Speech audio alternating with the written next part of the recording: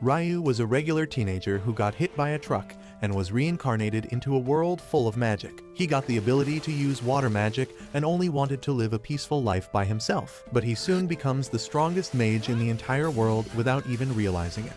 Ryu, a 15-year-old boy, suddenly finds himself in a strange white place, and as he wonders what is going on, a tall blonde guy arrives there, telling him that he is dead. Ryu suddenly remembers getting jumped by Truck Kun and asks the blonde dude if he is God. He replies that he is more like an angel who is here to send him to another world. Ryu can't believe that he gets to be Ice Guide, and the angel tells him that he can live as he wants in his next life. Well, Ryu is a chill guy and he just wants to live a slow and peaceful life. The angel has no problem with his choice, and he tells Ryu that the world he will be sent to has magic, and around 20% humans can cast spells. Ryu has talent for water magic, and the angel tells him that he will be dropped at a safe house in the middle of a forest because he opted to live a slow life. There will be enough food to last him for 2 months, and there will be an invisible barrier that will prevent monsters from approaching him. Soon, Ryu wakes up in the house in the middle of the forest, and he immediately heads outside to test out his newfound magic abilities. He then checks out his house that has some frozen meat in a cold room and also an empty bath. There is a knife and 2 beginner-level books on the table that tell him about the monsters and the plants in the area. After that, he heads outside again and experiments with magic, discovering that he can create water just by imagining it, and there is no need to chant any spells. He wants to take a hot bath, but can only create room temperature water, so he decides to start a fire instead. He goes full caveman mode and tries creating fire by rubbing sticks together, but he doesn't have the required skill or strength for that.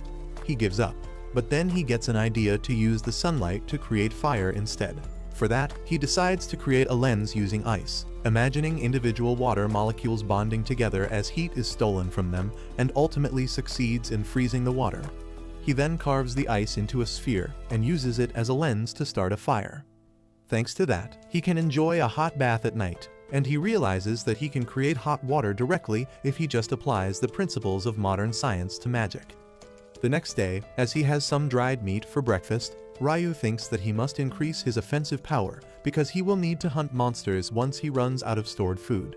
He starts by practicing to shoot a water ball at a tree, and even though he can hit his target in the first attempt, it doesn't do any damage. He is not discouraged by that and decides to shoot out a high-pressure water jet because that will have enough power. However, he can't put enough force in the water jet to reach the tree, and it just seems like he is peeing from his hand. Ryu feels like giving up, but then he remembers that the angel told him that the key to using magic is his imagination, and he can get better at it only with regular practice. So Ryu keeps practicing shooting a water jet till he can consistently hit the tree, and at night, he is able to generate hot water directly. The next day, he tries creating ice crystals out of thin air because he has always dreamt of using the Icicle Lance magic spell. However, shooting an icicle is even harder than shooting water, but Ryu keeps practicing it along with his other water magic variations. Days pass, and he becomes more skilled at using water and ice, and one day, he decides to head into the forest to hunt for some food. He explores the beautiful forest and decides to gather some herbs and call it a day, but just then, he notices an angry boar staring at him. Ryu freezes in terror as the boar charges at him, and he barely gets out of its way at the last moment. The boar simply knocks down a tree and Ryu gathers the courage to fight back. He covers the ground in front of the boar with a sheet of ice, making it slip. As the boar slides towards him really fast, Ryu creates multiple sharp icicles pointing towards it at the end of the runway. The boar hits the icicles at full speed and immediately dies after being turned into Swiss cheese. Ryu can't believe that he won, and at night, he checks his book on monsters to find that boars are the weakest kind of monsters. He then notices that even though the book talks about beginner-level monsters, there are 2 special entries at the end. The first one is about dragons, who are powerful enough to burn down entire cities easily, and if one spots them, he should immediately run away. The second page is about demons, who are beings of unknown origin, and the book just tells everyone to pray that they never run into a demon because that means instant game over. Ryu realizes that the world is too big and he needs to get stronger fast. So the next day, he ditches his clothes to go full Tarzan mode and ventures into the forest again. This time, an assassin hawk attacks him and he barely dodges its first attack. The huge bird then sends invisible wind slashes towards him, and Ryu realizes that this monster is way out of his league. He runs away, creating ice blocks behind his back to block the wind slashes, and then shoots water jets at the bird. The assassin hawk dodges everything and then charges towards Ryu at full speed, but he creates an ice wall at the last moment, blocking its attack. The bird loses one of its eyes because of the collision, and it decides to retreat this time, much to Ryu's relief. However, while he was running away from the hawk, Ryu lost his sense of direction. As he tries reaching his house, he suddenly finds a glowing lake with a headless knight standing on the water's surface along with a headless horse. Ryu is stunned to see this, and then the headless knight turns its attention towards him. Luckily, he returns home in one piece and continues exploring the forest after that, fighting stronger monsters and mastering his attack magic. At night, he goes to the lake again, where the headless knight is waiting for him. Ryu could not find anything about headless riders or Dullahans in the book, and he wonders if it is because they are high-level monsters or if they are not considered monsters at all. However, none of that matters because he is here to spar against it. Ryu attacks the headless knight with a sword made of ice, but he can't manage to land a single strike. He keeps taking hits instead, but blocks them all with an ice shield. He eventually gets exhausted and falls on the ground, but the headless knight doesn't attack him because it is actually training him. As he gets up, the headless knight comes towards him, holding a small crystal knife. The knight coats the knife in water and then freezes it, turning it into a sword of ice. It gives the sword to Ryu, who realizes that the headless knight is asking him to master this technique. Soon after that, Ryu runs into the assassin hawk he fought earlier, but this time, it has evolved into a stronger version of itself, but also lost all its rights. The evolved hawk sends wind slashes at Ryu, who creates ice walls to block them instantly. He barely manages to avoid getting hit by the attacks that tear through his shields because they are much stronger than the last time. Ryu is forced to run away, and he can only block the hawk's attacks. The hawk suddenly speeds towards him, and Ryu somehow stops its attack by piling multiple ice shields in front of him. He tries to hit the hawk with icicles, but that doesn't work out either, and then the hawk uses a sonic attack to immediately cancel his ice shields. Ryu realizes that he is in trouble now, but then the hawk shocks him both figuratively and literally by attacking him with a thunderbolt. The monster swoops towards him to finish things, but Ryu manages to pull out his crystal sword and parry its attack. He can even slash away the invisible wind attacks sent by the bird, and when it swoops towards him again, he manages to stab it through the chest. The hawk falls to the ground and Ryu walks towards it, realizing that he just met the monster twice, but they developed a really strong bond. He thanks the hawk for motivating him to grow stronger and then pulls out the sword to let it bleed to death peacefully. Ryu then begins to head home, but then to his surprise, a dragon comes there. He figures that it is going to be his last day in this world, but surprisingly, the dragon starts talking to him through telepathy. The dragon asks him if he saw a black hawk and Ryu panics, thinking that he might have killed the dragon's minion. Luckily, the dragon seems pretty chill about it and even compliments Ryu on his achievement. He then points that the weapon he is carrying is quite rare, because it is the sword of the Fairy King. Ryu can't believe that, and he decides to learn more about the world from the friendly dragon who introduces himself as Lewin. They talk all day, but in the evening, the dragon gets called home, and he tells Ryu that they might meet again someday. On the other hand, the angels. A few weeks later, Ryu starts craving seafood, so he visits the beach, but he is shocked to find a shipwreck there. He quickly finds a man near the ship, and on checking him closely, Ryu finds that he is not alive anymore. Suddenly, he hears a man groaning and his eyes brighten, because this is the first human he has met since coming to this world. The man named Abel has flashbacks of a giant octopus monster attacking his ship during a storm, which caused him to fall into the ocean. But when he opens his eyes, he finds himself in Ryu's house.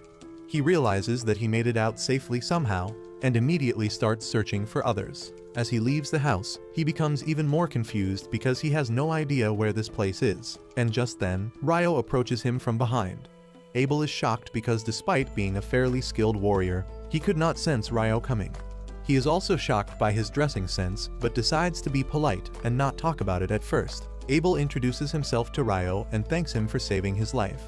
Ryu replies that he could only save him, and everyone else was already dead when he found them. Abel tells him not to worry about those guys because they were smugglers, but before he can elaborate, his stomach starts growling. Ryu tells him that they can talk over a meal and leads him inside, where Abel the nosy quickly brings up the topic of his clothes. Ryo tells him that he has no other clothes and no fabric to create new ones, and Abel tells him to just buy some. He immediately stops, thinking that Ryo must be too poor to afford buying clothes. But Ryo lessens his guilt by telling him that there are no people who live in this area besides him. Abel then asks Ryo if he hunts for food, and he affirms. Next, he asks if he uses the knife for that, but Ryo shows off his water magic, saying that he does most of his hunting using magic. Abel is impressed because only half the people in the world can use magic, and he is among the other half that can't. That is surprising news to Ryo because the angel told him that only 20% of people can use magic. Anyway, Abel asks him to take him to the shore because he needs to confirm something. On the way, he tells Ryo to let him take the front lines if they run into any sort of danger. Ryo replies that it is not necessary, but Abel insists because he doesn't want to be the one being saved all the time. Ryo lets him do as he pleases, and they soon reach the broken ship where all the bodies have vanished. Abel thinks that either the monsters or the sea took them, and he thanks Ryo for rescuing him because otherwise he would have faced the same situation. Abel then says that he couldn't find what he was looking for, and for now, he wants to meet up with his friends. But the storm sent the ship far south, and he has no idea which direction should he follow now. He suddenly gets an idea and asks Ryo if he would like to come with him. Ryo is shocked to hear this, and Abel says that he could use his help to find his way back, and then he could find him a job that will allow him to live in better conditions. Ryo thinks about his offer for a while, and in the end, he decides to become Abel's guide back to the city. That evening, he looks at his garden that he has cultivated with a lot of effort, and he gets a bit sad thinking about leaving it all behind. At night, he tells Abel that he is going out to say goodbye to someone, and even though the knight is curious about the person, he decides not to pry into the matter. Meanwhile, Ryo heads to the lake to see the headless knight, and inform him that he will be leaving the forest for a long time. He thanks the knight for teaching him how to fight, and then takes out his knife, saying that he will fight extra hard tonight. The headless knight also draws his sword, and then Ryo charges towards him, pushing him back with his relentless strikes. After a long and hard fight, Ryo gets exhausted, and the knight returns to the lake. Ryo thanks him one more time, and the knight remains silent. However, as soon as he reaches his position, he turns around and summons a magic suit from inside the water as a farewell gift.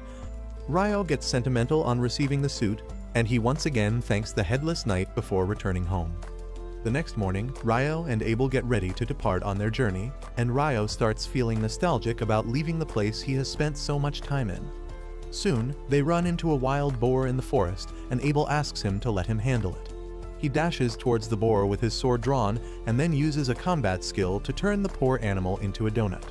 Ryo is amazed and asks what are combat skills, and Abel explains that people who fight with weapons use combat skills. They camp in a hollow tree at night, and the next day, they resume their journey through the forest.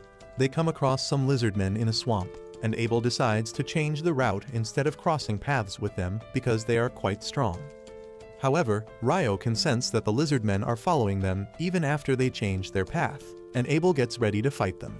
Ryo tells him that there are too many of them, and he will use his magic to fight too. Abel thinks that Ryo won't be able to fight without his staff, but he is shocked when Ryo blitzes 4 lizardmen with his icicle lances. After the fight ends, Abel asks Ryo about the spell he just used. He replies that it is just the regular icicle lance, but Abel tells him that his wind mage friends can only cast 1 attack at a time when they use magic, but he summoned 4 icicle lances at once. Ryo tells him that it must be a problem of the wind magic because this is pretty normal for water magic. Abel decides not to think about it that much and says they should continue their journey, but before that Ryo creates 2 glasses using ice and summons water in them. Abel notices that he used a different incantation this time, and Ryo covers it up by saying that he must have heard it wrong the last time. After that, Abel gives Ryo a coin, and he excitedly says that this is the first time he is seeing money. Abel is dumbfounded because he always thought that Ryo was poor, but he never imagined him to be this poor. He then starts telling Ryo that there are 3 major countries in the Central Plains that include the Kingdom of Knightly, the Debuhi Empire, and the Handelu Federation. Ryo starts throwing shade on the Debuhi Empire because he doesn't like the name, and while he keeps talking shit about the stupid name, they reach a vast clearing. Suddenly, they notice a rock near them move on its own, and Abel quickly slashes it in half. Ryo also puts up a water shield to block the stones speeding towards them, and Abel realizes that they just walked into a nest of rock golems. Ryo asks if golems are not more humanoid in shape, but Abel decides to deal with them before answering the question. He dashes towards the nearest golem and blows a hole through it, but the golem quickly patches the wound and starts attacking him. Abel retreats, saying that their attacks won't be effective on the golems, but then Ryo gets an idea. He creates a huge ice cube in the air and drops it on top of the golems, squishing them. Abel is aghast because he has never seen a spell like that before, but Ryo uses it a few more times to defeat the rest of the golems. After that, they find a special rock golem with a big magic stone, and Abel says that it will sell for a lot. Ryo says that he would like to get the magic stone out of other golems as well, but they are buried under ice, and he is either too lazy or too dumb to just melt all of it. They continue their journey with that and soon come across a gigantic croc-hippo hybrid. Abel says that it is a behemoth, which is a very rare and powerful monster he has never seen before. Ryo asks if they should hunt it, but Abel tells him that it is not even possible. Just then, some wyverns also come there and Ryo gets excited because now they will see a battle between monsters. Soon, the wyverns begin shooting rocks at the behemoth with magic, but it just roars, canceling out their magic and causing them to fall to the ground. Ryo tells Abel that the giant monster probably used magic cancellation skill. Later, as they are having dinner, Abel asks Ryo more about the magic cancellation skill because he has only heard about certain traps in dungeons that can do that. Ryo gets excited on hearing about dungeons, and Abel tells him that there is a dungeon in the city of Loon where they are headed. Ryo gets mad that he didn't tell him about this important thing earlier, and asks him if he is hiding something else too. Abel asks him if he at least knows about dwarves and elves, but Ryo asks him to give him the details. A few days later, they reach a mountain range and Ryo says that they will find some human settlement after crossing the mountains. Abel asks him how can he be so sure, and Ryo wonders if he should tell him that he met a dragon who told him a lot about this world. He decides to keep it a secret in the end, saying that it is knowledge beyond human comprehension. Soon after that, they hear a strange sound and both of them get ready to fight. However, when a powerful monster called Griffin approaches them from the sky, both Ryo and Abel freak out. Abel starts having a panic attack, but Ryo quickly solves the situation by throwing a chunk of meat up in the air. Abel apes his act, and the griffin collects both pieces in its mouth before flying away. The boys heave a sigh of relief after it is gone, and they agree that they wouldn't have lasted long if they picked a fight with something so strong. As they continue their journey, Abel says that no human has encountered behemoths or griffins in the past 100 years, and the tall mountains must be stopping them from reaching human settlements. That reminds Ryo that the wyverns who fought the behemoth came from the north, which means their nest is nearby. He turns out to be right as they soon find some wyverns feeding on a monster. Ryo wants to fight, but Abel says it takes at least 20 experienced adventurers to face off against monsters as strong as wyverns. Ryo tells him that they won't be able to avoid fighting in the future, and asks if it will be better if the wyverns are pinned to the ground. Abel affirms, saying that he can beat one in close combat, and Ryo immediately steps out, chanting a long fake spell just to summon 4 icicles to stab the wings of the wyverns. Abel uses this chance to blow their brains out, but then 2 more wyverns arrive there. Ryo pins them down using icicles, but without chanting a spell this time, and Abel gets suspicious. Anyway, they defeat the wyverns and collect their magic stones, and then continue their journey to the north. Soon, they cross the mountain range and arrive at the Green Hills. Abel is surprised that they not only fought wyverns, but managed to get a lot of magic stones that will fetch a lot of money once they reach the Empire. Ryo suddenly gets curious about which country they are heading to, because he is fine with anyone except the Debuhi Empire. Abel tells him that the Debuhi Empire is a bit farther to the north, and Ryo appears relieved on hearing that. This confuses Abel, and he asks Ryo if he has got any issue with the Empire. He replies that he has no issue with the Empire or its people, but the name is so cringe that he doesn't want to associate with it, and Abel finds that quite odd. Suddenly, Ryo spots a road in the distance, and on seeing that it runs from east to west, Abel realizes that the mountain range they just crossed was not ordinary. However, when Ryo asks him what he is thinking about, he replies that it is nothing and says that the road will lead them to a town. Ryo gets excited at the thought of sleeping in a bed, and Abel recommends him to try out the food in the town. They reach the town by night, and as they are eating dinner in an inn, Abel suggests Ryo to get himself registered with the Adventurers Guild, because a guild license will work as his identity card. Also, if he has a guild license, he won't have to pay any tax when entering a new city. He reminds Ryo that he just paid a silver coin to cover for him when they entered the town, and Ryo begins taunting him, asking if he is going to keep the record of every penny he spends for a friend's sake. Abel is low-key cringed out at this behavior, but he continues his lecture and tells Ryo that if he becomes a member of the Adventurer Guild, the guild will buy magic stones and monster material from him at a good price. He explains that only alchemists can use those materials properly, and Ryo gets curious to learn more about them. However, he doesn't get the chance to ask any questions as the waitress brings his food, and he can't believe his eyes when he sees a plate of curry rice. Ryo tries to process how curry rice can exist in this world because even in the Ice Sky anime, the protagonist has to work hard and travel all over the world to create the perfect curry, and he was kind of looking forward to that. The taste of the curry is also as delicious and nostalgic as the one he used to eat in Japan, and Ryo quickly finishes the plate before ordering more. The next day, Ryo keeps rambling about how good the curry was, and says that it turned out to be another interesting thing that Abel kept hidden from him. He playfully tells him to reveal all the secrets he is hiding, and Abel is taken aback by that, but Ryo just wanted him to tell him about the dessert shops in the town. Abel nervously walks away, saying that he doesn't like sweets, and Ryo is confused because of his sus behavior. Anyway, they resume their journey, and soon, they reach the town of Loon that is surrounded by vast wheat fields. As they reach the town gate, the guard Nimmer identifies Abel, and he is shocked to see him because he was reported missing a few months earlier. Abel tells him that a lot of things happened, and he managed to make it back home thanks to Ryo. Nimmer thanks Ryo for saving his friend and then eagerly shakes his hands, after which he starts catching up with Abel.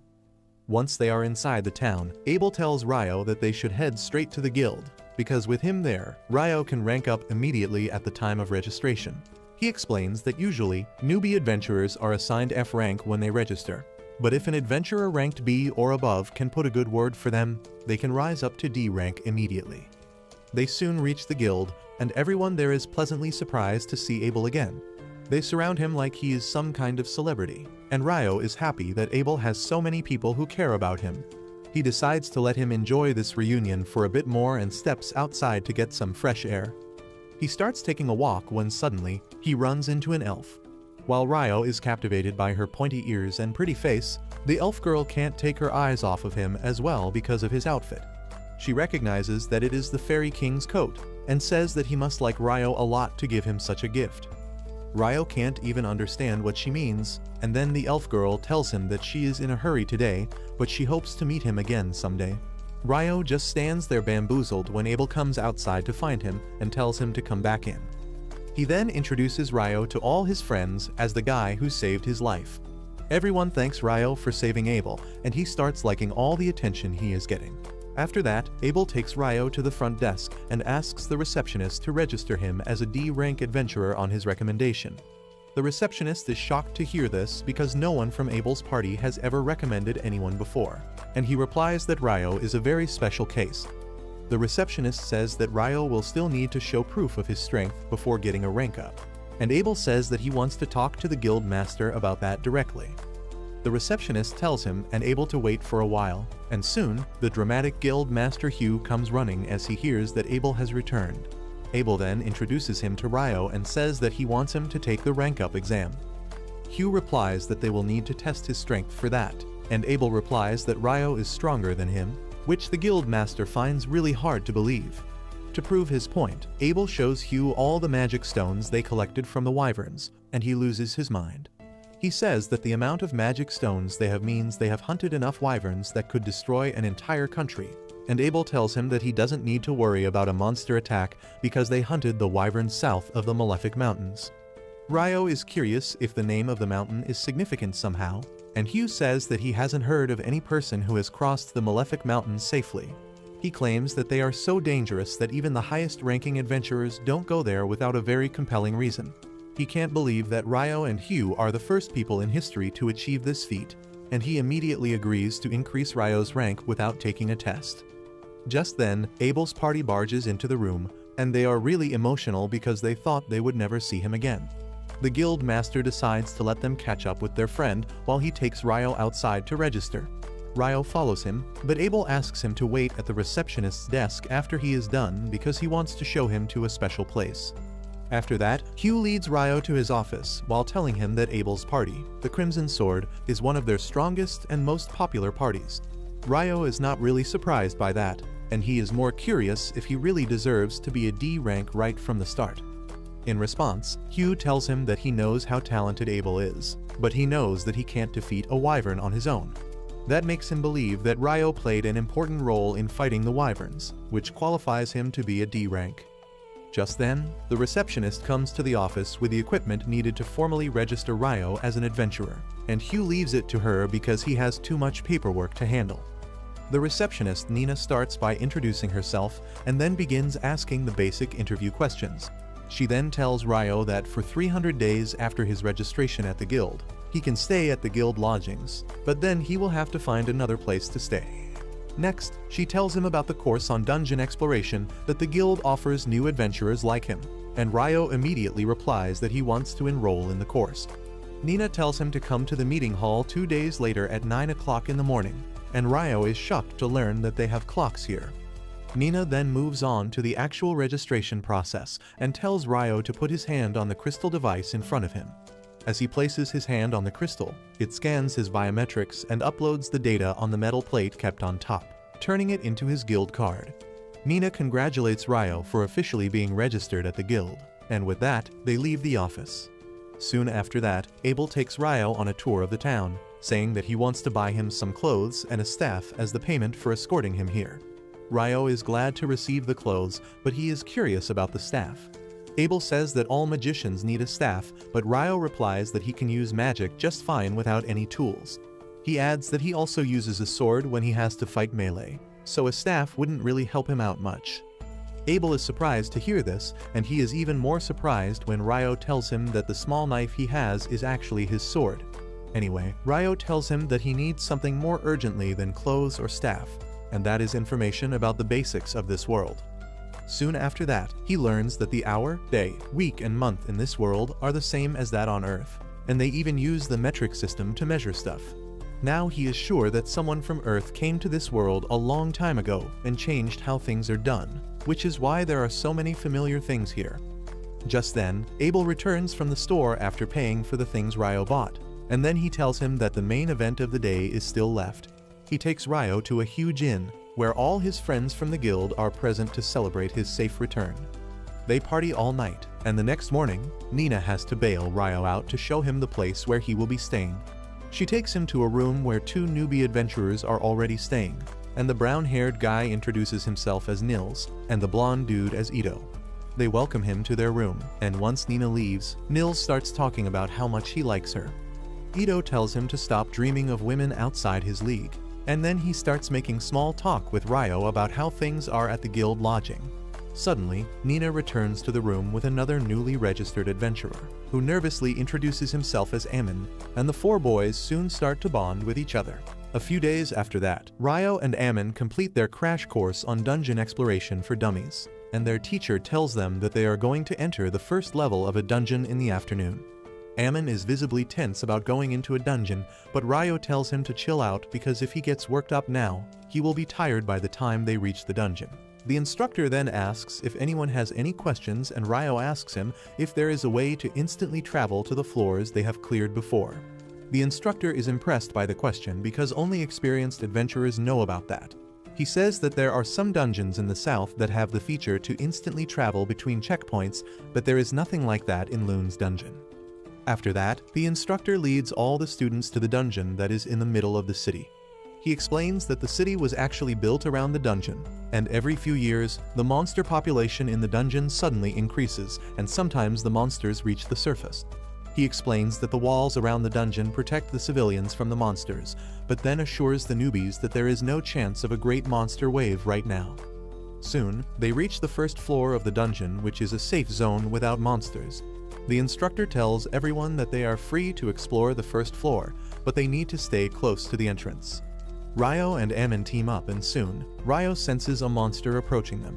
He tells Ammon to strike the monster while he holds it in place, and the boy nervously draws his sword. A few moments later, a monster ant arrives there and Ryo immediately identifies it as a soldier ant from the book he read. He tells Amon to strike the neck of the monster while he stops it using icicle lances. Ryo completely pins the monster to the ground and Amon easily cuts off its neck, scoring his first kill. He is overjoyed at this and Ryo extracts the ant's magic stone as a trophy for their first successful monster hunt. Later, they have dinner with their roommates who want to celebrate their first dungeon trip, and they are quite impressed that they managed to take down a soldier ant. Amon says that he only dealt the finishing blow and Ryo did most of the work by holding the ant down. He then says that he wants to go to the dungeon again tomorrow, but he is worried about going alone. Ryo offers to tag along because he also wants to explore the dungeon a bit more because he is concerned about finding a monster on the first floor even when the instructor said that there were no monsters there. Ito adds that he has also heard about soldier ants coming to the second and first floor lately, and the boys are confused about the reason. Just then, Abel arrives there and says it is because soldier ants can dig their way up, and the boys freak out on seeing the most famous adventurer in the town up close. Ryo, however, is frank as usual with his friend, and then Abel asks the boys to take care of him because he lacks common sense. Nils suddenly stands up in attention and introduces himself to Abel, saying that he is his idol and he wants to become a famous adventurer like him someday. He requests to shake his hand and Abel obliges, telling him to work hard but make sure that survival is his first priority. Ryo then asks Abel what he is doing here so late, and he replies that he just got back from his recent mission.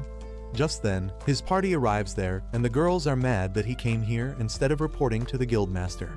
He tells them that he was just guiding some beginners who needed help, but the lowly Lin tells Shaq's lost son Warren to take him away.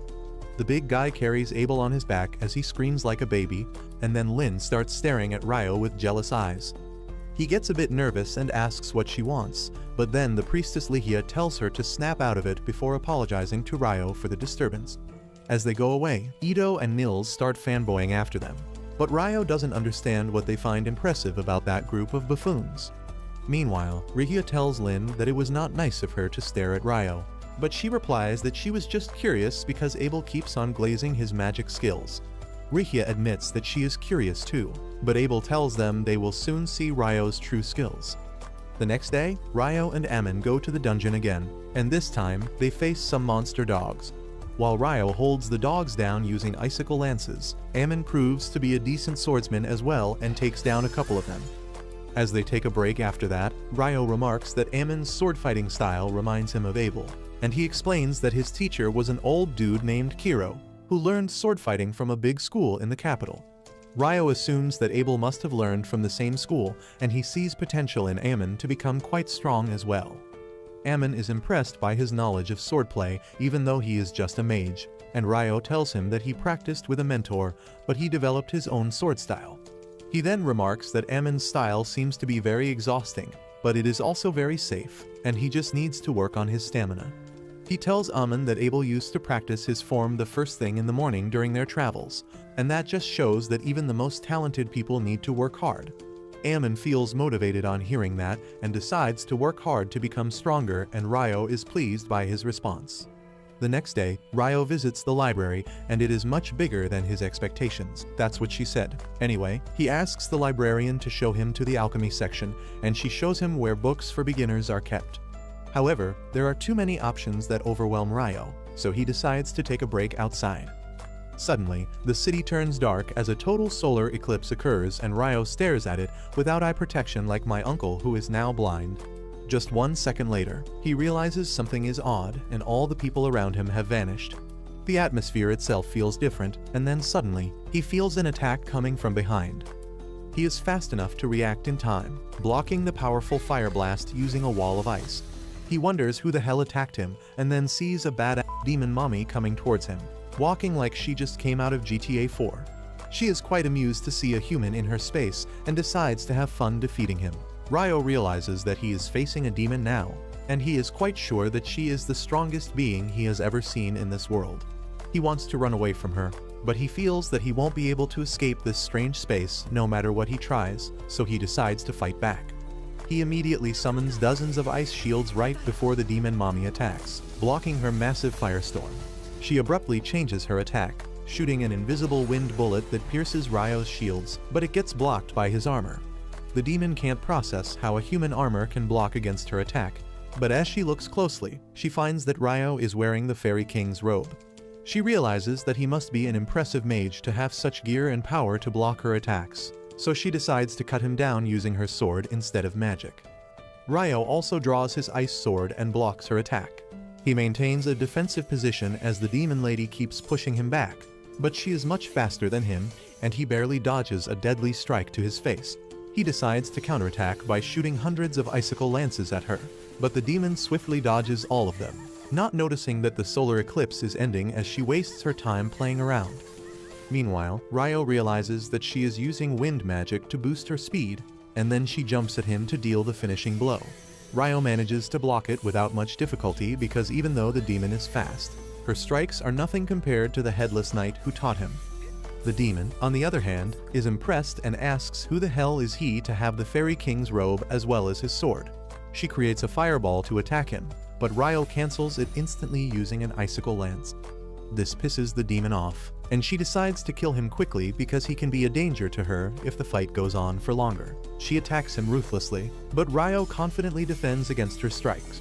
He finds a chance to counterattack, and that makes the demon lose her balance. Ryo was waiting for this moment, and he launches a barrage of icicle lances at her. The demoness creates a wall of fire around her, neutralizing all his attacks, but as their intensity increases, she creates rock walls to protect herself. Ryo also changes his attack pattern, using the high-pressure water jets to cut through the wall and injure the demon. She is shocked when his attacks hurt him, but luckily for her, Ryo was just attacking blindly because of all the smoke. He then decides to go in for the kill, but she jumps straight towards him to block his attack. As they clash mid-air, Ryo notices the demon woman's wounds healing super fast. The moment he gets distracted by that, she sends his crashing into a building. But just as she is about to launch a powerful attack to finish him off, she notices water drops falling from the sky. She is surprised by that, but as a water drop touches her face and scalds her because it was even hotter than the boiling temperature, she screams in pain. She immediately covers herself in a rock ball while waiting for the boiling rain to end, and in the meantime, Ryo comes down. Suddenly, the demon woman unleashes powerful flame magic, blowing up everything around her. She walks towards Ryo menacingly, but by then, the eclipse is almost over and her sword disintegrates as sunlight touches it. The demoness says that they won't be able to finish their fight this time, and Ryo tells her to get lost already. She doesn't really mind him acting like a jerk and introduces herself as Leonor, asking Ryo about his name. He tells her his name too, even though he makes it clear that he doesn't want to know anything more about a demon. Leonor is surprised that Ryo knows about demons, and she thinks that she should have done all she could to kill him instead of enjoying their fight. She then tells Ryo that they will fight again in the future, but it is possible that he runs into another demon before that. She tells him not to get killed by anyone else because she will be much stronger the next time and finish him off herself. Ryo is shocked to hear that, but then the eclipse ends and everything returns to normal without a trace of the battle that just took place there. Ryo feels really odd now, and he decides to buy some books and then get some rest. He first heads to the bank to withdraw some money that he got from selling the Wyvern magic stones, and then passes by his dorm room to meet his friends. He notices they are not there, but as he is about to leave the dorm, he finds them being bullied by some other adventurers. Nils and Ito call him a coward for ambushing them when they were injured, but the leader of the bullies, Dan, tells them that they can say the same thing when monsters ambush them in the dungeon and they die. Suddenly, his lackeys are knocked out cold because Ryo attacked them from behind, and he tells Dan that he was absolutely right, but he should hear his own advice sometimes. He asks him if he is ready to run now that his friends are down, and Dan immediately rushes to punch him. Ryo simply steps aside and hits him in the gut with his sword's handle, causing him to throw up this morning's breakfast. He then moves on to heal his friends, telling them that they need more stamina so that no punk-ass can catch them off guard the next time. However, before that, he says they should all recover and relax. They hit the public bath where the priest Ito heals Ryo's wound from the wind bullet. Everyone is curious about who could injure Ryo when he is so strong, and he decides not to tell them about the demon right now because relaxing comes first. Soon after that, Ammon, Nils, and Ito start going to the dungeon as a team. While Nils and Ammon fight goblins, Ito stays in the back to assist them and heal them when they get injured. Nils starts collecting the magic stones from goblins while Ito heals Ammon, and they talk about how dangerous it was for them to run into some goblins. Nils says that they should retreat now because going any further will be dangerous, and Ito agrees with him because they shouldn't have found goblin archers on the 4th floor of the dungeon. Ammon, on the other hand, wants to hunt some more monsters and earn some money, but Nils remembers what Abel told them about never risking their life for less important things. In the end, they head back to the surface, which is the greatest save of the day, because just a few floors below, a group of adventurers has met its end at the hands of a huge and powerful monster. Back on the surface, Ryo thinks about how Leonore's magic was out of this world, but he was on equal footing with her in terms of casting speed. He decides to improve on his strengths and erase his weaknesses, which reminds him that he couldn't keep up with Leonore's movement speed yesterday. He gets jealous of her wind magic, but since he can't do that, he decides not to be jealous and come up with his own solutions instead. He thinks that he should use a water jet to propel himself ahead, and though he has already done it underwater before, he doesn't know if it will work on the surface. He first creates an icy platform in front of himself, and then uses hundreds of small water jets, pushing all the points of his back to propel him forward. However, he only goes as fast as an old grandma at a traffic crossing. Ryo is really dissatisfied with those results, but he decides to call it work in progress, which is what I call my mental health. He then heads to the library to learn more about demons and alchemy, and at the same time, the lowly wizard Lynn from Abel's party is also studying in the library. She is trying to find any records of a spell that can create an ice wall thick enough to crush golems, but she can't find anything. She is pleased because she wants to believe that Ryo is just a scammer who fooled Abel, and thinks that only the strongest wizard on the continent can use such strong magic spells. Just as she puts the book back on the shelf, she sees the elf girl Syrah. The two girls exchange greetings and make small talk, before Syrah remembers that she has to get back to her group. On the other hand, Ammon and others return to the guild, and Nils starts stuttering like a simp on seeing the receptionist Nina. Ito bonks him on the head as he tells Nina that they found goblin archers on the 5th floor, which is unheard of, and that is why they returned quickly to report to her. Nina confirms the magic stones and rushes to inform the guildmaster about the incident, thanking the boys for this crucial information. Hugh is not pleased to hear that goblins were found on the 5th floor when they are monsters that belong below the 10th floor of the dungeon. He thinks that this might be the sign of a bigger problem and asks Nina to summon all the B rank and above parties immediately. Nina tells him that there are only 2 high-ranked parties in the city right now, including Abel's Crimson Sword and the White Brigade. Soon, Abel and his party head to Hugh's office, and he is not happy that he will need to work with the White Brigade on this mission because he doesn't like their leader. The girls tell him to stop being such a wimp, and he somehow calms down before entering the office. Phelps, the leader of the White Brigade, is already there, and Abel struggles not to make a face on seeing him. Once both of them sit down, Hugh explains that goblins were found on the 5th floor of the dungeon, and the information is fully reliable. He says that both Crimson Sword and White Brigade need to enter the dungeon and investigate it for any signs of a monster outbreak. He says that the last outbreak happened 10 years ago, and even though it is quite early, there are chances that another outbreak is on the way.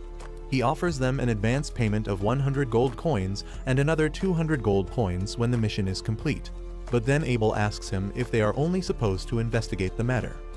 Hugh affirms, and then Phelps asks what are they supposed to do if the monster outbreak has started. The guildmaster replies that they should come back to the surface immediately because they will lock down the walls around the dungeon and take help from the knights to deal with the monsters. He tells them that he has already informed the Lord and the Knights' headquarters about this, because if it is really a monster outbreak, they need to be fully prepared for it. He then asks both the parties if they are willing to accept this mission, and they immediately agree to it. The next day, Ryo gets ready to visit the Northern Library by the time his roommates wake up. He tells them that he was planning to study more about alchemy and heard that the Northern Library had books on more advanced topics. Ito tells him that he has heard right, and D rank and above adventurers can access the Northern Library. Ammon adds that he has heard rumors about forbidden books being stored in the Northern Library as well.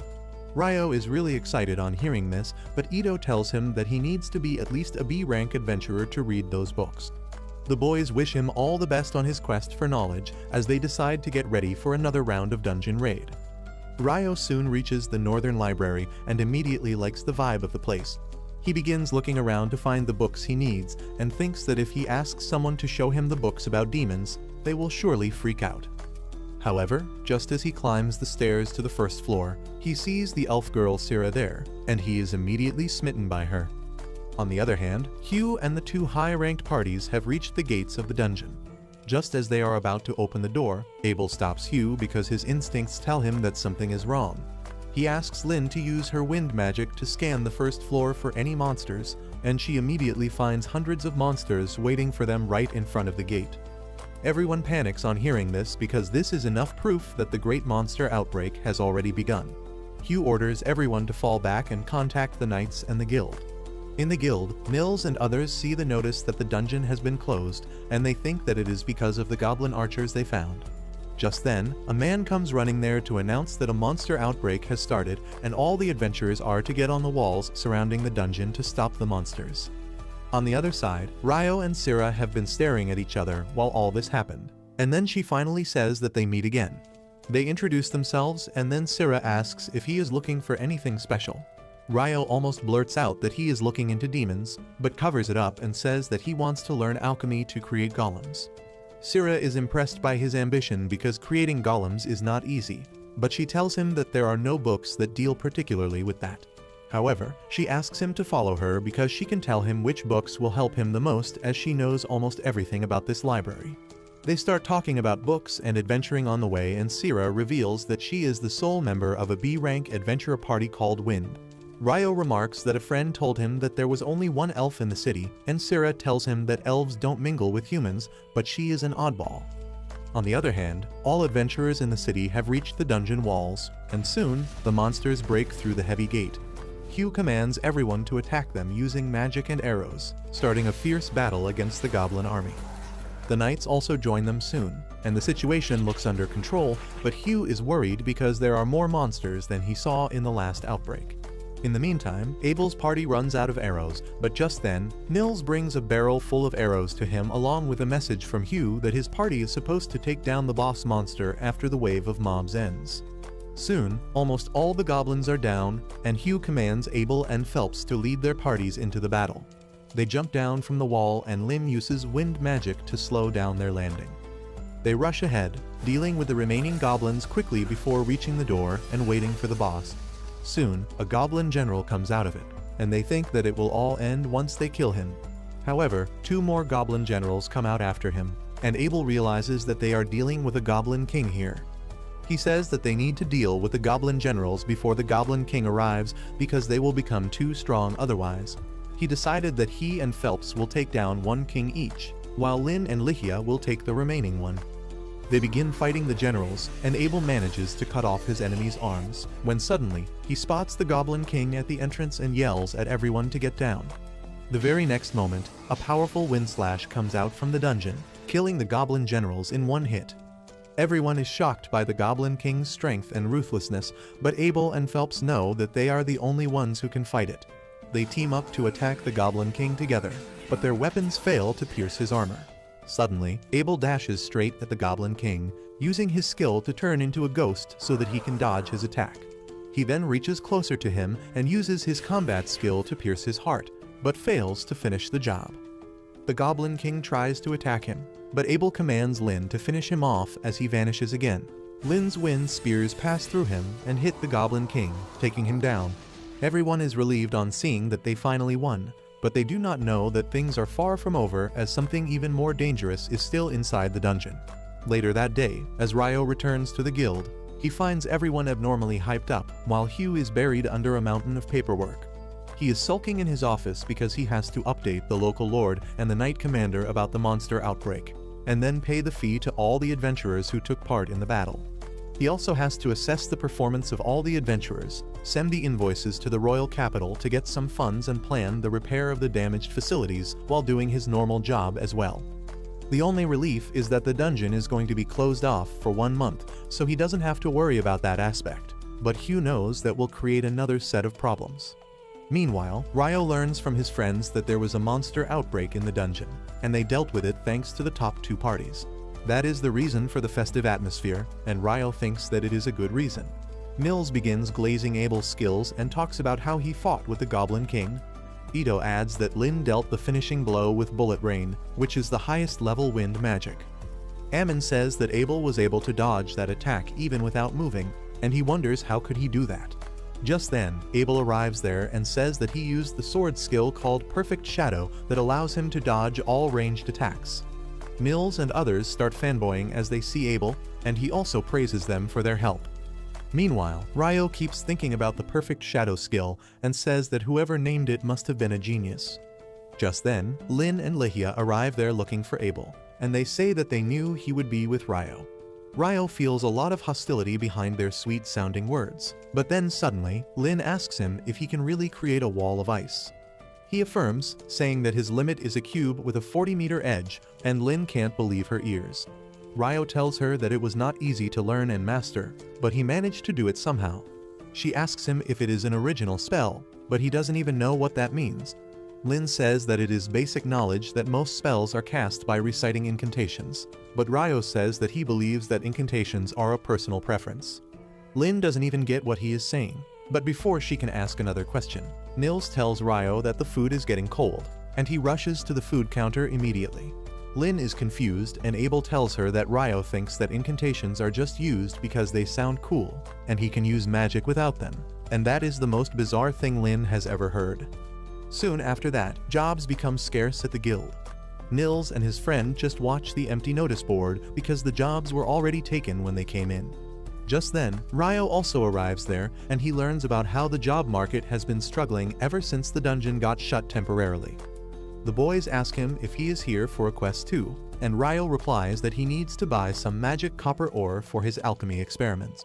They are shocked to hear this because magic ore is really costly, but they know that Ryo is filthy rich, so it doesn't matter to him. On the other hand, they are struggling to get a job. Ryo decides to help his bros out, and he says that he will hire them for a job to mine magic copper ore. Nils tells him that there is an abandoned mine near the city, and Ryo is glad to learn that. He tells the boys that he will pay them 4 gold coins each just for taking up the job, and then he will buy each piece of copper ore for 25 gold coins, but his only condition is that they should all return home safe. The boys are thrilled to hear that because they won't make that much money in a year through normal jobs. They ask him if he is sure he can pay this much, and Ryo replies that it is still cheaper than the market rate of the magic copper ore. They gladly leave for the job and Ryo returns to his room, but then he hears some disturbing voices coming from the street. He finds a group of knights trying to take a woman with them, and an adventurer is trying to stop them. Ryo watches the drama intensify as the knights drag the girl away, and the adventurer pushes them to free her. This pisses one knight, and he draws his sword to teach the adventurer a lesson. However, just as he is about to strike him, he slips and falls, but there is nothing there to make him slip. He asks the adventurer what he did, and he replies that it must have been John Cena who tripped him. This makes the adventurer even more angry at this, but he falls once again as he tries to get up. Just then, Phelps comes there and tells the knights to back away if they don't want to be punished. They ask him how dare a mere adventurer talk to them in this tone, and Phelps tells them that he is not just an adventurer, but also a noble from the Heinlein family. One of the knights realizes that it is the same family from which the previous commander of the Royal Knights came, and Phelps declares that they are talking about his dad. He then tells them to stop shaming the reputation of knights, and they immediately run away. Phelps then commends the adventurer on his bravery and asks him to escort the woman to her friends. Once they leave, he turns towards Ryo's window, who greets him. Phelps introduces himself as the leader of the White Brigade Party, and says that he has heard all about his amazing magic. Ryo panics, thinking that Phelps noticed him using magic to make the knights slip, but he says that he is only talking about what Abel told him. Just as they are starting to talk, Phelps' secretary comes there to take him away, and Ryo can tell that both of them are really strong. Later, he has dinner by himself and Abel comes there to sit with him. He remarks that it is rare to see Ryo alone these days, and he says the same thing about him. He decides to let Ryo in on a secret because he could use his help, and soon they find themselves in the entertainment district. There, Abel reveals that the captain of knights is his friend, and he has requested him to bring back the troublesome knights who have run away to have fun. Ryo understands it now, but then suddenly, he notices some shady masked adventurers. He brings Abel's attention towards them and says that he has never seen them before, not even at the welcome party. Abel says that they get a lot of traveling adventurers because of the dungeon, but Ryo remarks that the dungeon is closed right now. The adventurers notice them as well, and they immediately try to lure them into a trap. Ryo and Abel willingly follow them, but when the thugs try to ambush them, Ryo knocks them out with heavy ice stones immediately. Abel then picks up an alchemy tool that they dropped and Ryo wants it, but he tells him that it is evidence. He then ties up the thugs and finds that they are C-ranked adventurers from another country. Abel decides to inform the city guards about them and resume his mission to find the troublemaking knights, unaware that they are targeting Phelps to get revenge for earlier. However, they can't even move once they decide to attack him because the secretary has already paralyzed them with poison needles. She then casts a fire spell, burning the knights so thoroughly that not even their ashes remain. The next day, a research team arrives from the capital to study the dungeon after the monster outbreak, and Hugh immediately gets in a verbal spat with their leader Clive because of his unreasonable demands. He wants the city of Lune to provide food and supplies to his entire group when they are facing an acute shortage, and he also wants to open up the dungeon to research it. Hugh tells him that it is stupid to open the dungeon so soon after an outbreak, but Clive tells him that he has got full authority from the newly appointed Minister of Dungeon Exploration. The two of them get in a deadlock and the debate doesn't seem to end, so the wise old mage decides to intervene. He first tells Hugh that they will handle the food issue next time, and this time, the city can accommodate them. As for opening the dungeon, Clive says that Hugh has no choice, but he decides to put one condition of his own. He says that if the city or its citizens are harmed by opening the dungeon, it will be the responsibility of the ministry. Clive gets furious on hearing his demand, but Hugh makes it clear that he won't open the dungeon gate until he agrees with it. The old mage convinces Clive to accept the condition, and then says that they will hire some skilled adventurers as their guards for this mission. On the other hand, Ryo visits the inn where Abel and his party stay to see if they serve better food than the guild lodgings. However, just as he is about to enter, a girl runs out of the door and asks him to take her to the Adventurer Guild because she has an urgent message to deliver. Ryo is quite hungry, but he decides to help the girl, who delivers the letter to Abel.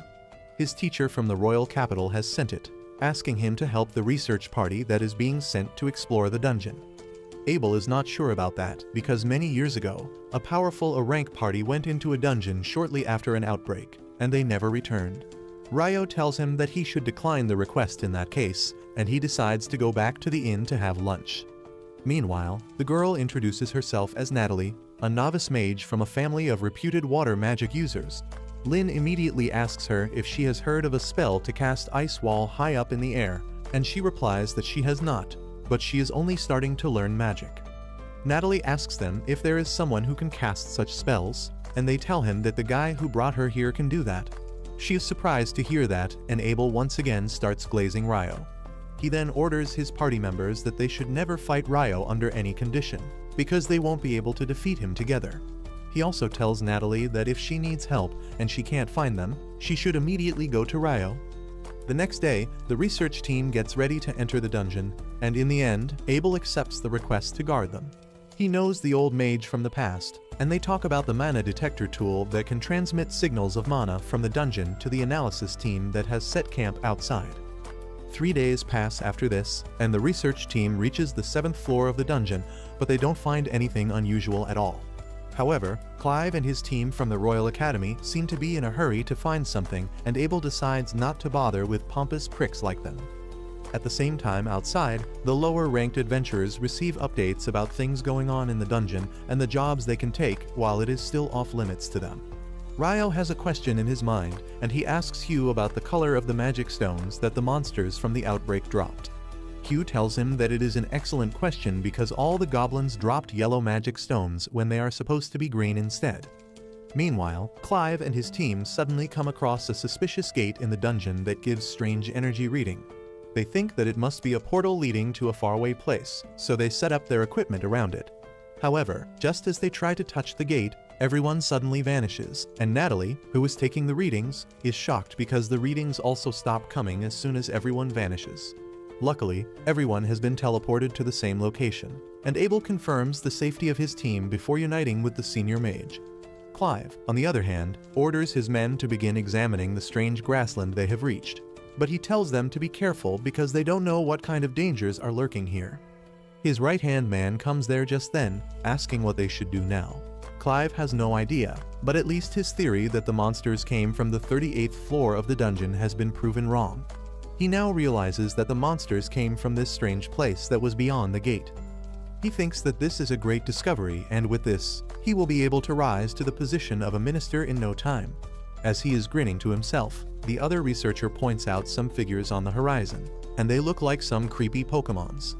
On the other hand, Natalie and the data collection team are worried about the lost signal. Suddenly, the signal returns and tells them that the exploration team is on the 40th floor, but it vanishes immediately again. Just then, a guy named Christopher arrives there, and he introduces himself as the representative of the Magic College. He asks the researchers from the academy what they found, and asks them to share whatever they can despite the fact that their organizations are rivals. He says that a few minutes ago, the people entering the dungeon vanished, and if they don't figure out what is going on, it might be too late for them.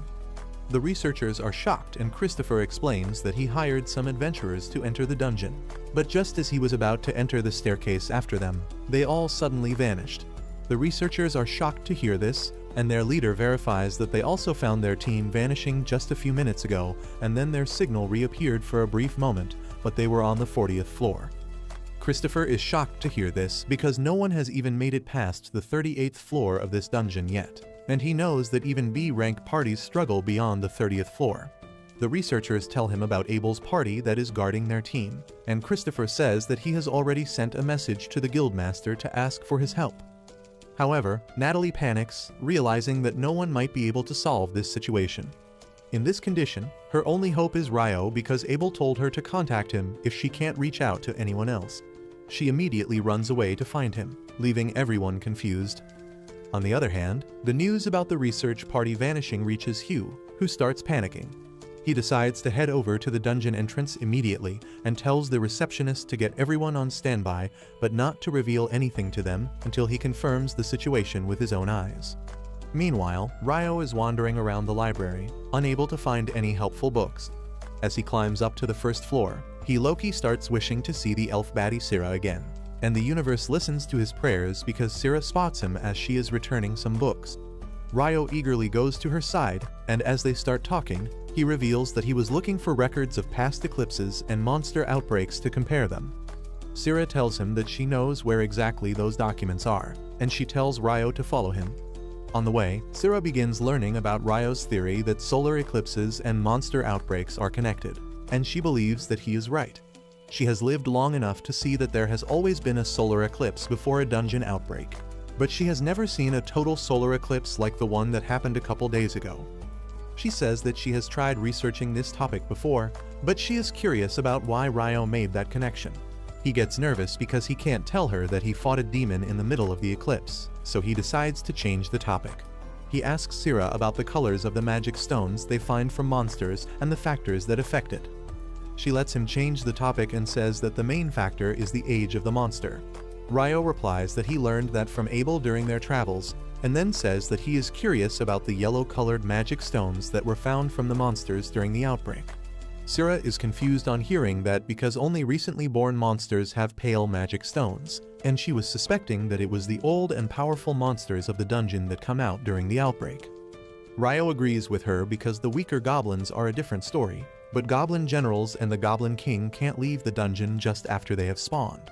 He thinks that it seems unnatural, but creating such a huge horde of monsters artificially would require a ridiculous amount of mana. Sira says that she once read some records about the magic stones extracted from a previous monster outbreak being pale yellow as well, and asks Ryo if he wants to see the old and damaged records. He is glad to take up the offer, and Sira leads him to a lesser-known part of the library. Meanwhile, inside the dungeon, Abel is still discussing the teleportation incident with the senior mage.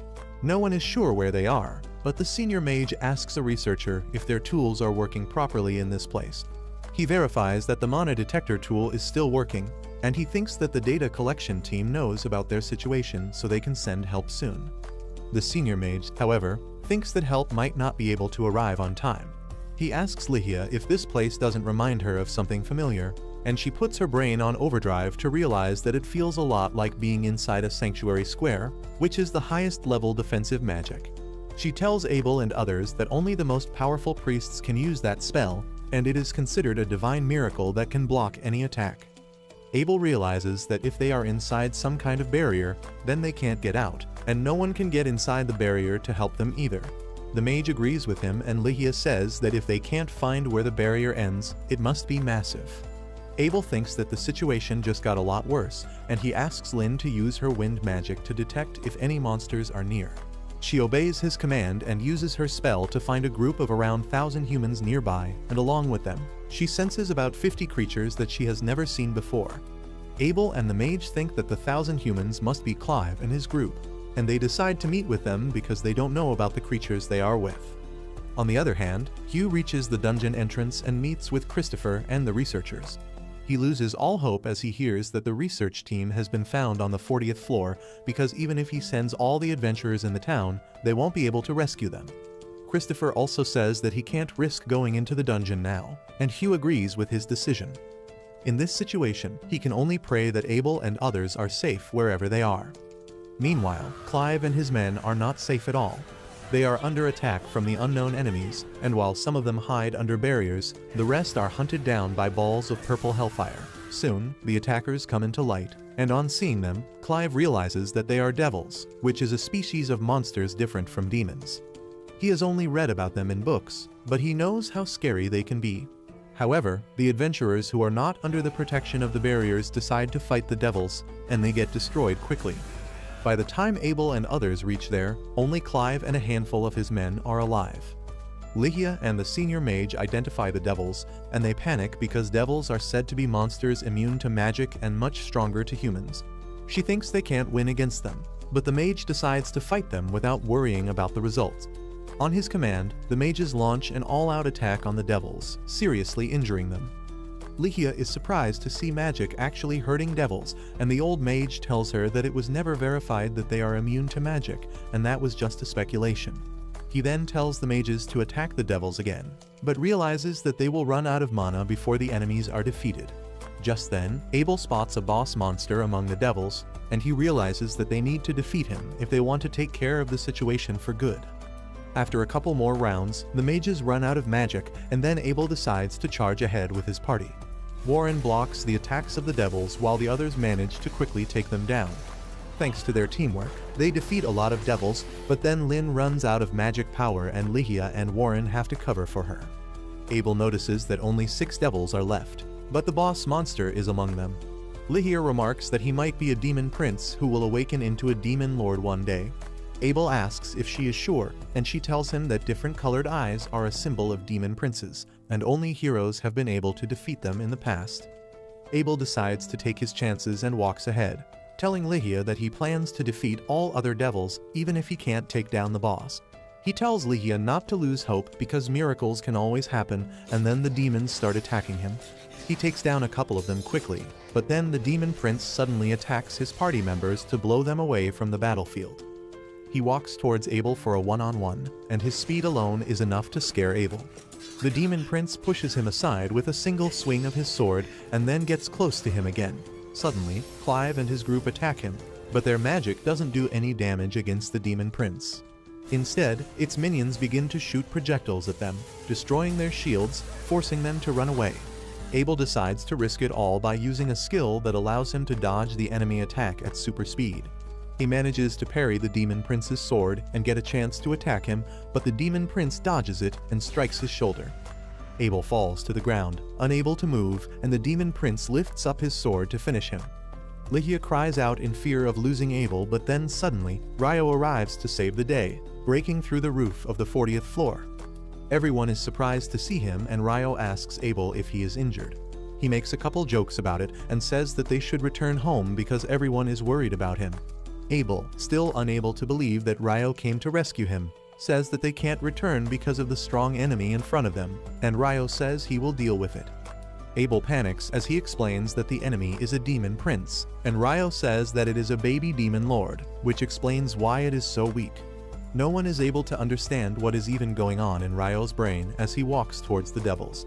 The lackey devils at the back try to attack him, but he cancels their projectiles with icicle lances. He then creates a water jet behind them to instantly remove their heads, and then gets face to face with the demon prince. Ryo draws his sword, telling the demon prince that they should get it over with quickly because he doesn't have all day. A few minutes ago, as Natalie found that Abel and others were stuck on the 40th floor of the dungeon, she ran to find Ryo immediately. He was not in his dorm room, and his roommates told her that she should find him in the North Side Library. She didn't even know where North was, but once she got the directions from the boys, she ran to find Ryo. Luckily, she met him on the way and immediately asked him to head over to the dungeon because Abel and his team were in danger. Ryo decided to get the details on the way, and immediately put her in a carriage made of ice. As he dragged the carriage to the dungeon gate, he learned about the disappearances in the dungeon, but he was curious about why Natalie approached him. She told him that Abel had asked her to contact him in case she needed help, and he was not around. Ryo understood the assignment immediately and rushed towards the dungeon gate. The guards told him that no one was allowed inside, but he just created ice walls to cut them off, easily entering inside. After that, he decided that it would take too long to reach the 40th floor using the normal method, so he used his water jets to carve a way to his destination quickly instead. Now, he is standing in front of the demon prince, asking him to make the first move. He takes his stance, and as the demon prince attacks him, Ryo quickly moves to the side and hacks his neck cleanly. He thinks that the monster was quite slow, but at least the job is over quickly. However, the demon prince just picks his head back up like a gigachad and attaches it in its place. Ryo thinks he might be troublesome to deal with, but he decides to see just how much the monster can regenerate. He instantly creates hundreds of water jets to chop him up into tiny pieces, and one of the water jets destroys his magic stone, turning him into dust. Abel is shocked to see that Ryo just casually demolished a demon prince. He thanks him for saving all of them, and the peaked nonchalant Ryo asks him to repay that debt by treating him to dinner tonight. Abel tells him that he will treat him for the entire week, and Ryo is glad to hear that. Just then, Lihia comes there and hugs Abel tightly, while Warren carries the unconscious Rin to safety. The senior mage also comes there to thank Ryo for helping them, and he replies that he was lucky to have made it here in time. He then notices that a lot of people already died before he came, and Abel tells him that they should harvest the magic stones from the devils and use the money from that to support the families of the dead people. Ryo likes the idea, but then he focuses on the monsters called devils. Abel tells him that everyone here saw them for the first time because they have not approached humans in centuries. Ryo is curious about the difference between demons and devils now, but he decides to think about it later. He says that when he came here, he sensed a strange magic field around the place that vanished when he defeated the boss. The old mage says that it must be the protective barrier that was blocking anyone from entering or exiting the zone. Ryo then tells him that while he was on the 39th floor, he used a spell to scan the nearby area and found something strange near the stairs. He suggests that they check it on their way back because it might be connected to this incident, and everyone agrees with him. But before that, they extract the magic stones from the devils that are quite dark in color, and even the senior mage is seeing them for the first time. Lihia says that there are no magic stones from devils even in the museums and libraries maintained by the church. The senior mage adds that devils are supposed to have space-time magic because they always appear out of nowhere, and Ryo begins to think that something is missing in all this information.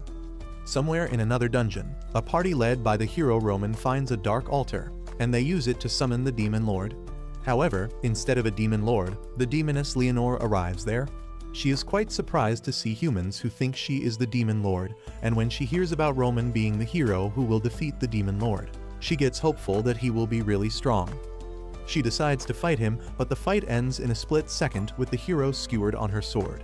Leonore is bored out of her mind, so she immediately goes next to the altar and takes the black stone on top of it as her loot. The other adventurers are too scared to fight her, and she tells them to help the hero instead because they can still save him. The adventurers obey her and heal the hero, who curses Leonore, still calling her the demon lord. She tells him that she is not the demon lord, but actually someone much more powerful than him. She tells Roman that his party might be able to defeat the current demon lord, but that doesn't make him strong enough to challenge her. She begins talking about how she met a human named Ryo who was equally strong as her, and tells the hero to become 1,000 times stronger if he wants to reach his level before vanishing through a portal. Back in Ryo's dungeon, they find a cracked black sphere just like the one Leonore took away in her dungeon. Everyone is curious about it, but they can't find any information on it. so the old mage decides to take it to the surface to investigate. They soon reach the surface where Hugh is glad to see that at least Abel and his party returned alive. However, he plans to talk to Ryo about his actions before anything else. He asks him what he was thinking when he trapped the guards in ice walls and headed inside the dungeon. Ryo meekly apologizes, but the old mage stands up for him, telling Hugh that if Ryo had not come in time, they would all have died. Hugh is shocked to hear this, and the old mage tells him that they can talk out the details in a tent, and he decides to thank Ryo for saving everyone's life. Later, the old mage tells Hugh that they ran into 50 devils on the 40th floor of the dungeon, and there was even a demon prince among them. Hugh is terrified just by imagining this, and he thinks that it was thanks to Abel's party that they managed to survive. The old mage tells him that Abel and others were good, but they were no match for the demon prince. However, Ryo came to their rescue at the last moment and made quick work of the demon prince. Hugh can't believe this, and the old mage says that Ryo should be their top priority right now. He wants to make sure that Ryo stays on good terms with their country.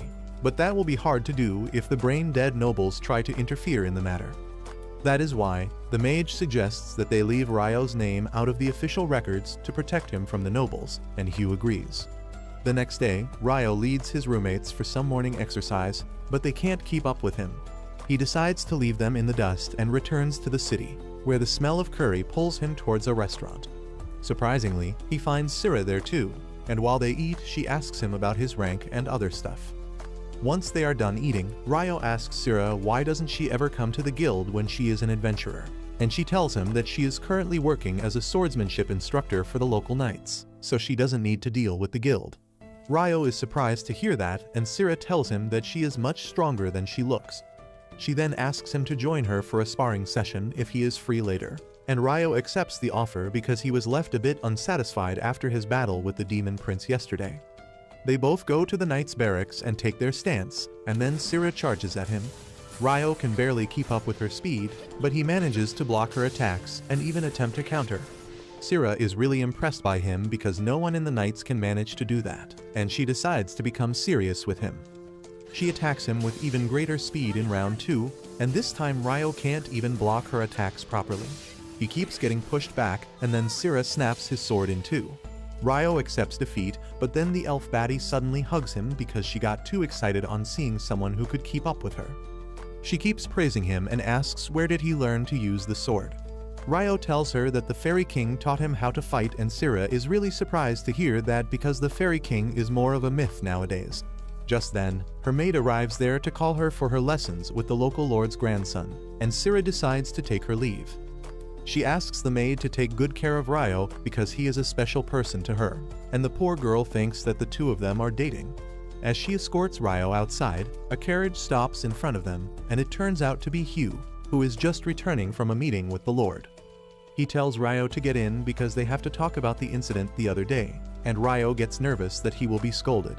However, Hugh tells him that the old mage filled him in on the details, and he can overlook his actions this time. However, as a nominal punishment from breaking the rules, he tells Ryo that he will have to take a mandatory quest from the guild and escort some merchants to another city. A few days later, Nils suddenly approaches Ryo in their dorm room and formally asks for his help. Ryo wants to know what is bothering him, and Nils explains that his village has put out a request for hunting monsters. He wants to take up the quest, but it is available only for D-ranked adventurers and their parties, and everyone here is E rank or lower with the exception of Ryo. Nils begs Ryo to form a temporary party with him so that they can take on the mission, and Ammon adds that they are going to face goblins and skeletons, which should not be that big of a deal. While Ito says that goblins and skeletons are not even found in the same habitat usually, Ryo suddenly starts laughing, because he has not yet fought skeletons in this world yet. He decides to take the quest just to face off against some skeletons, and the entire group immediately heads over to the guild. Hugh asks them if they are sure they want to take the quest because the village is not exactly nearby, but Nils is sure that he wants to go back home and help his people. Hugh then explains that they have already sent 2 parties to deal with the monsters.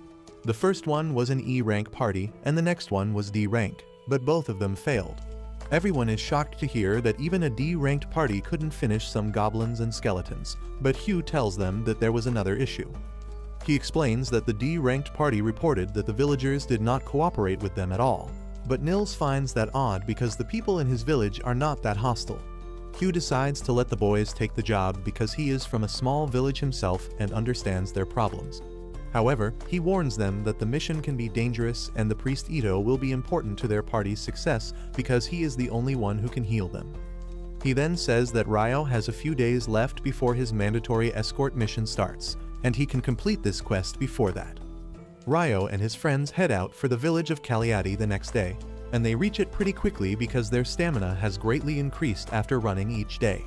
The villagers greet Nils and welcome him back, and Ryo is low-key surprised by that because he was almost certain that Nils was exiled from the village for being a troublemaker.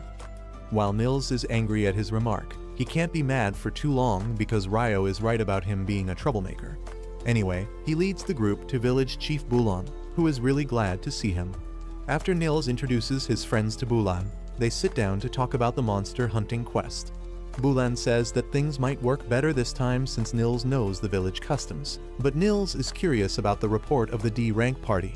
He asks Bulan if the villagers really did not cooperate with the D-ranked party, and he begins the story from the point that he first spotted skeleton monsters.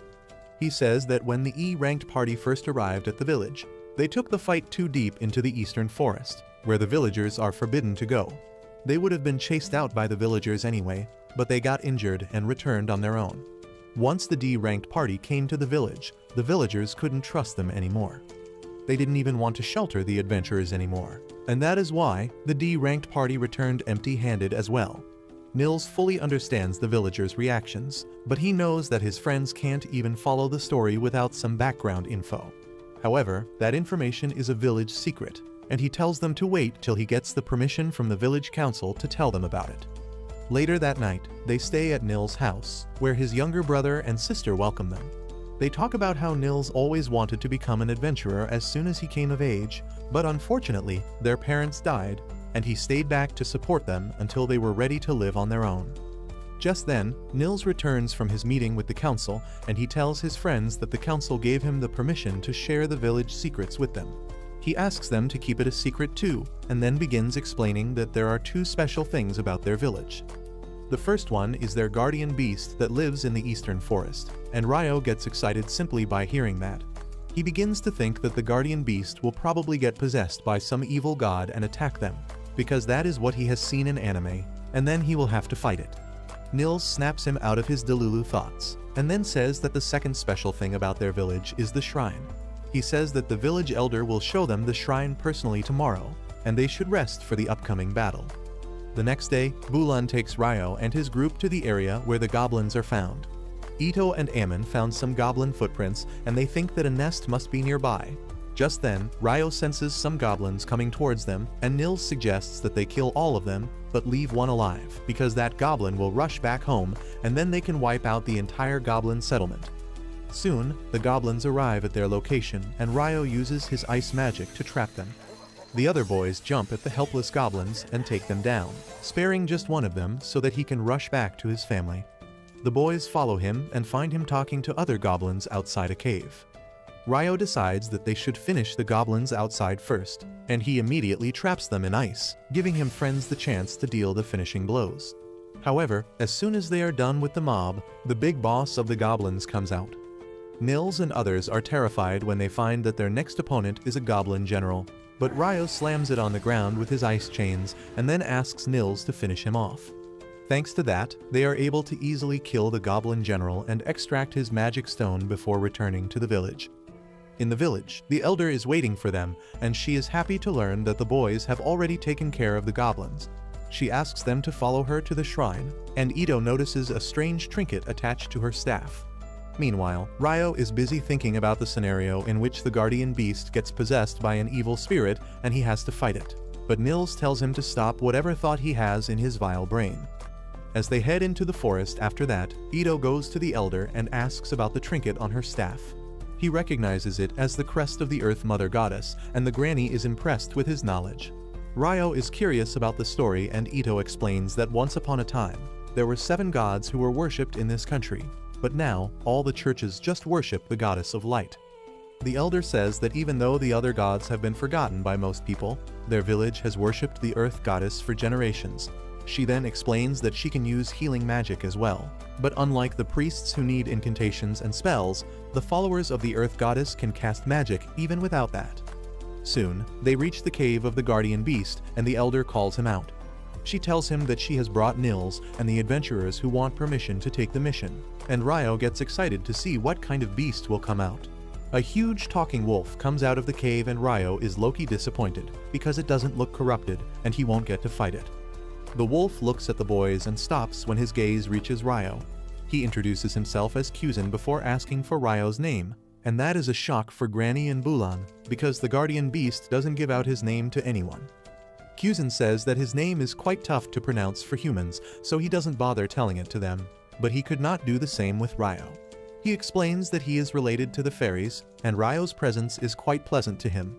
This confuses Ryo, but also makes him realize that the Fairy King really liked him, so there must be something special about him that attracts fairies. Anyway, he thanks the wolf for his kind words and the wolf laughs, telling the elder that she has brought a really great guest. With that, he gets to the quest and says that there are 30 skeletons trapped in the shrine along with their boss, and he has been holding them back all this time. He says that the boss is really powerful, and they need to deal with all the minions before getting to him. Everyone agrees to the plan, and Ito uses his light magic to make quick work of the skeletons. Once the normal skeletons are defeated, Aemon and Nils open the shrine gate to reveal the giant boss skeleton locked there. Ryo immediately turns their swords into ice hammers, telling them to use the hammers to damage the boss while he stops it. However, before the fight starts, he creates an ice flower high in the sky to signal Kuzan to release the seal on the gate. As the wolf releases the seal, the boss skeleton rushes out of the shrine. Ryo immediately uses his power to create a sheet of ice on the floor, causing it to slip, and then Aemon and Nils start wrecking its world with their hammers. The skeleton boss keeps slipping every time it tries to get up, and it takes a lot of time for Aemon and Nils to defeat it. Once they are done, everyone decides to check the inside of the shrine because even the elder has never gone inside herself. They find a statue of the Earth Goddess at the end of the cave with her holding a broken sphere in her hand. The elder remembers that the elder before her used to talk about the goddess statue, holding a shining jewel that suddenly turned black one day and then shattered. She also remembers that the guardian beast talked about the cave receiving a unique mana from another place, and thinks that something really strange is going on here that created the monsters. She decides to seal the shrine with her magic to ensure that the strange mana doesn't reach it, and no more monsters are spawned. With their mission accomplished, the boys head back to the town of Lune. On the way, they talk about how it has been almost 300 days since they became adventurers, and that means they will soon be kicked out of the dorms. Nils and Ito have already been planning for that day, and they ask Aemon and Ryo to join them once they rent out a house to live in. Aemon immediately jumps on the offer, but Ryo tells them that he needs some time to come up with an answer because he has other factors to consider. Soon after that, they return to the city and it is time for Ryo to take up the compulsory escort job. Coincidentally, all of his roommates are also escorting the same merchant to the city of Whitnash.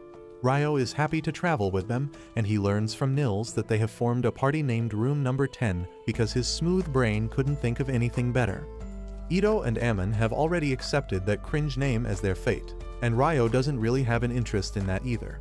He starts talking with his friends about the long duration of their stay in Whitnash, and they tell him that their client is actually going to take part in the Open Port Festival that is held in Whitnash every 5 years. Ryo is really excited to hear about the festival, and his friends tell him that there will be many things to explore there. Soon after that, their group reaches Whitnash, and their client leads them to the inn they will all be staying at. He tells all the guards that they are free to enjoy the festival for the next 10 days, and they will head back to Lune after that. As soon as the briefing is done, Ryo and Nils race towards the food stalls, and the other two boys reluctantly follow them. They enjoy the delicious street food of Whitnash, most of which seems inspired from the food of Earth. The next day, a huge line of guests appears outside the gates of Whitnash, but because one important guest is having issues with his papers, everyone else has to wait for their turn. One of the waiting guests includes Oscar, the greatest wizard of the Debuhi Empire. He is a bit pissed at the delay already, but then his assistant asks him if he knows the reason the Emperor sent them here. Oscar is not sure about it, but he has a theory that the Emperor sent him as well as his youngest daughter, Princess Fiona, so that he could handle some nasty business without letting her know about it. The assistant understands Oscar's logic, because the Emperor is a doting parent for Fiona. She is a genius when it comes to magic and is already the commander of the court mages, and the Emperor doesn't want to show his dark and ruthless side to her. Oscar believes that the Emperor probably wants to wipe out some nobles who are trying to rebel against him, but he has no proof for that theory. However, he says that it does not matter, because his duty is just to guard Fiona from danger. Later that night, a party is organized for the nobles visiting Whitnash, and Fiona attends it along with her elder brother Conrad. While Conrad socializes with the guests and handles the diplomacy, he notices that his sister is tired, and he tells her to get some rest. Fiona gladly takes the chance to go to her room and plop on the bed, because she would rather be training with her troops instead of attending a party like this. The next day, the festival begins with a grand procession, and Ryo spots Abel sitting uncomfortably among the special guests. His friends spot him too, and then Nils begins staring at Fiona. Ito tells him that she is a princess who is way out of his league, and he should stick with the receptionist at the guild for now. Just then, Lynn and other members of Abel's party arrive there, and Ryo asks them what is Abel doing among the VIPs. Ligia tells him that Abel is here as the representative of their guildmaster, who is going to arrive here the next day. Just then, Lynn notices a thick-wind magic barrier protecting the special guests, and Ito is curious about it because he thought that it would just be a normal magic barrier. Lynn tells him that she has heard stories about a treasure passed down the family of the Lord of Whitnash that can create a wind barrier, and she believes that the stories are actually true. Ryo is really excited to hear about a treasure that can cast magic, but Lynn tells him that it is highly inefficient, so they only use it for special occasions like this. Ligia agrees, saying that protecting the high-ranking nobles and royals from different kingdoms is worth the cost, and Ryo wishes that nothing bad happens during the festival. With that, Lynn turns her attention to Fiona, saying that if the commander of Debuhis magic forces is here, her lieutenant must be here as well. Ryo is curious about this guy, and the girls begin telling him about the legends surrounding the famous Inferno magician. He is said to have burnt 1,000 soldiers with a single spell and one-shotted a wyvern among his other feats. Ligia says that they don't know how much of the rumors is true, but she doesn't want anything to do with such a dangerous man. With that, Abel's party leaves on their way, and Nils tells Ryo that should also explore the festival. Ryo agrees, but just as he is turning around, Oscar passes by right next to him. They immediately get away from each other to avoid a collision and politely apologize to each other. Ryo leaves with his friends, but Oscar keeps staring at him for a while. After that, Oscar gets busy buying snacks for the princess, because that is the mission she gave him. He is already having a hard time carrying everything through the crowd, and on top of it, his assistant orders him around, making sure that they don't forget anything from the list. On the other hand, Abel and Prince Conrad bump into each other, and Conrad remarks that Abel looks like someone he used to know. Abel tells him that he must be mistaken, and then starts talking about how he sat next to Fiona earlier. However, he is also more interested in Oscar than in the princess, but Conrad makes an excuse about spotting a friend in the crowd and leaves him abruptly. Meanwhile, Princess Fiona returns to her room and plops on the bed again. Shortly after that, Oscar and his assistant return with the snacks, and he is really exhausted because he doesn't like crowds. His assistant mentions that he almost bumped into a guy earlier, and Oscar replies that he was really fast to react, so they wouldn't have collided even if he didn't move. Fiona asks who are they talking about, and Oscar tells her about Ryo, saying that he dressed like a magician but could move like a swordsman. Anyway, he serves as Fiona's walking microwave oven and heats up the snacks for her. She is really happy about that and thanks him, calling him her teacher, but Oscar is not really comfortable with that. The next day, Ryo and his friends enjoy an archery competition, and Ammon and Ito register as participants. They try to hit targets floating over the sea, but fail to hit anything, and Ryo asks Nils if he isn't going to try it out. Nils proudly tells him that he has never touched a bow in his life. Just then Abel arrives there and starts laughing because he was also just like Nils back in the day. Ryo uses this chance to push Abel to take part in the competition, and despite not being in the mood to do so, Abel manages to hit bullseye on the farther target. Everyone erupts into cheers as soon as he hits the target, but Abel cannot bask in the glory for long enough as his party members arrive there.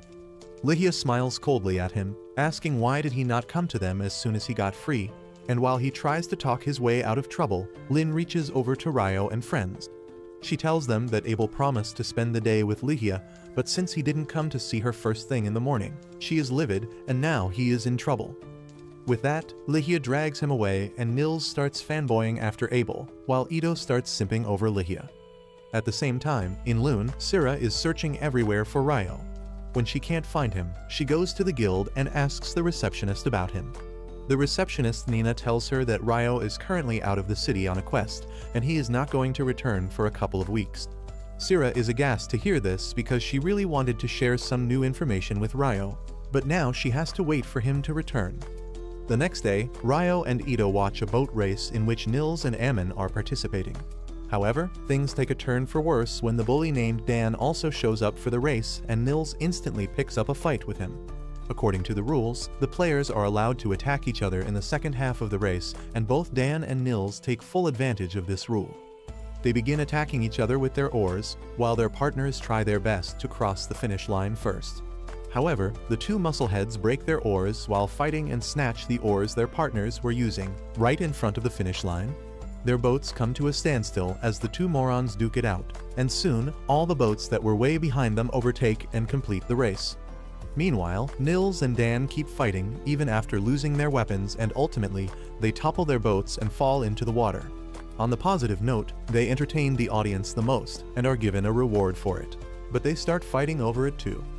The next day, Ryo and his friends go to watch a futuristic ship that can run without sails or oars, and Hugh is there to explain that the super expensive ship runs using alchemy and magic stones that propel it using wind and water magic. After that, they head to a weapon shop, and Ito begins to look at some crossbows because he wants to add to the combat strength of their party. Soon, the shop owner comes there, and after learning that Ito wants to provide cover fire to his team from middle range, he shows him the semi-automatic crossbow that can fire arrows rapidly. Ito gladly buys the bow because it perfectly fits his needs, and then everyone returns to enjoying the festival. Later that night, Abel attends a party for the special guests as Hugh has returned home once again. He meets with Conrad and Fiona, and once they leave, he begins missing his sword even though he realizes that with the wind barrier in place, he doesn't need it. But he doesn't realize that he just jinxed himself as well as the other guests. Suddenly, another guest calls him to the side for a private chat, and at the same time, the treasure casting the wind barrier starts malfunctioning. The magicians operating at panic as the barrier is dispelled, but they don't get to worry for long as some assassins attack them and quickly end their lives. Meanwhile, Fiona also senses that something is wrong, but just as she turns around, the assassins hit the garden with a powerful attack.